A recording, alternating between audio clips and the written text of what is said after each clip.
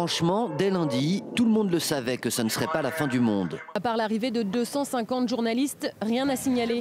Pas plus d'illuminés que de phénomènes paranormaux. Vous avez déjà vu des ovnis? J'ai vu des choses brillantes dans le ciel, oui.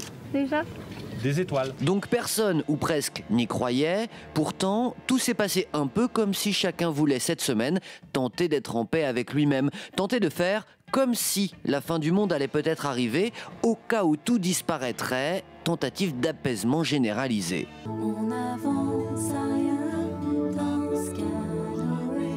C'était fantastique, fantastique, un grand moment de musique. Il y avait beaucoup de chansons d'amour, c'est la tendance à l'UMP?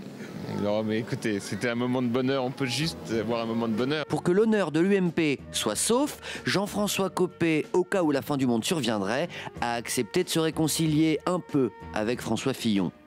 Écoutez, j'étais très heureux de ce bureau politique. Je suis heureux, j'ose ce mot après ces 3 semaines de crise, d'une violence anormale entre nous. Et les troupes alors? Eh bien, elle pousse un ouf de soulagement. Avant l'éventuelle fin du monde, le président de la République s'est lancé dans une vaste opération d'apaisement avec l'Algérie pour qu'on se quitte bons amis, au cas où la Méditerranée aurait décidé d'engloutir les deux nations.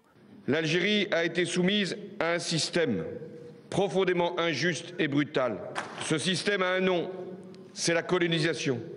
On peut juste avoir un moment de bonheur. Bernard Tapie, avant la fin du monde, a voulu retrouver sa ville, Marseille, en y achetant tous les journaux, comme s'il voulait retrouver un amour d'enfance, au cas où tout disparaîtrait. L'acquisition du quotidien La Provence, forcément, n'est qu'un instrument pour conquérir la ville. Personne n'y croyait à cette fin du monde. Pourtant, même l'État a réfléchi cette semaine à comment améliorer notre fin de vie. Pour les partisans de l'euthanasie active, le rapport Sicard a le mérite de rouvrir le débat en évoquant la possibilité d'un geste médical accélérant la survenue de la mort. Au cas où tout s'écroulerait, Jérôme Cahuzac a voulu une fois de plus prouver qu'il n'avait jamais eu de compte en Suisse. La police et les témoins ont tout fait pour qu'un bébé enlevé retrouve sa maman. À 19h30, la ravisseuse présumée était interpellée avec 3 autres personnes.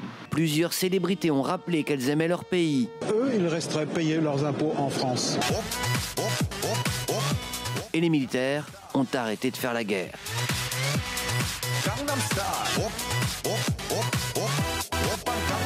Soldats, danseurs, en attendant la fin, faire semblant de croire à la fin du monde permet au moins de se donner le droit de faire n'importe quoi.